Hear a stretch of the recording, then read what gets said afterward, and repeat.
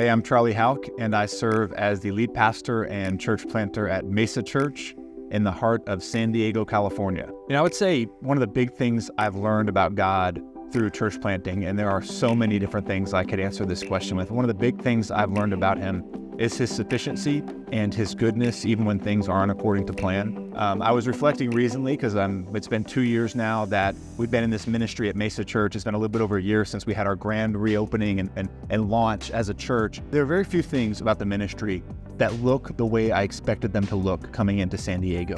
Yet even in this plan being so different, this outcome being so different from the plans that I thought I had for this city, God is still good, and God has still provided. He's provided a place for my family to live. He's provided resources for us. He's provided 2 new beautiful children in this growing family in a city where it's really hard to have a growing family, but he's allowed us to be there and be on ministry. He's provided the friends that we need, and he's providing the renewed vision. And so I'm learning to trust God even when things don't go according to plan, which is something that sounds so simple, but it's a lesson that I think is hard for us to learn. As I learn those things about God, there are ways that I've grown spiritually.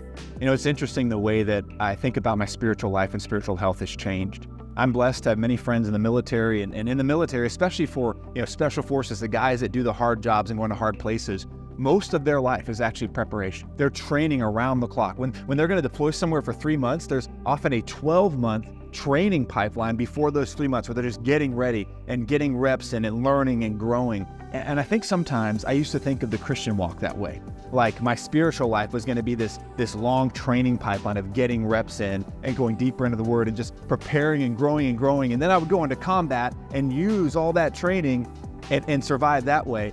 And what I've realized in church planting is that the grind is so constant. And so I've had to learn how to be resilient in my faith and not always be able to count on getting away to be restored, getting away to be healthy, but to build daily habits into my life, physically, spiritually, emotionally, that allow me to have the resiliency to persist and ultimately prevail. We've seen God move to build miraculously a diverse church in the heart of San Diego. Recently, I had a friend come out and lead bilingual worship in our church. We had told him it was diverse, but a lot of churches say that, so he wasn't sure what to expect, and he walked in the door, led worship that day, and left in tears just because he had never seen such a small church. There's only 60 or 70 of us a lot of Sundays, but a small church that had so much diversity among families. And we're seeing in those families that God is bringing us people who've been hurt, who've been separated, who have church hurt, who have broken marriages. And He's allowing our church to be a place of authentic community across a broad spectrum of our city where families can find restoration for broken marriages, restoration for broken hearts,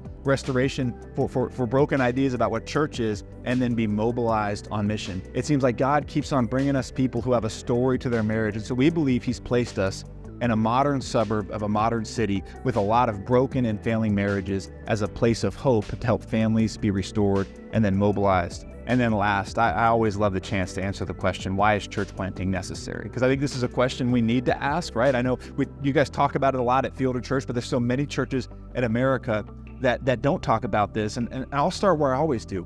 Church planting is necessary because it is Jesus' plan to reach the earth with the gospel. When Jesus, before He ascended into heaven, He told His disciples, the Great Commission, go into all nations and make disciples, baptizing them in the Father and the Son and the Holy Spirit, teaching them to obey everything I've commanded you. We see throughout the rest of the New Testament that in this model of reaching people, baptizing them, discipling them, they're called to be gathered into churches. The church is not just plan A, it is the only plan to reach the nations. And we also know practically that new churches tend to reach more lost people than established churches. And we also know that established churches don't last forever. That's why we don't have churches now that are 2,000 years old that date back to Jesus. The Big C church, the legacy of Jesus, will always go on, will always prevail until He returns. But these little C churches, all these churches that have been started, they one day will die. They have a life cycle just like you and I do.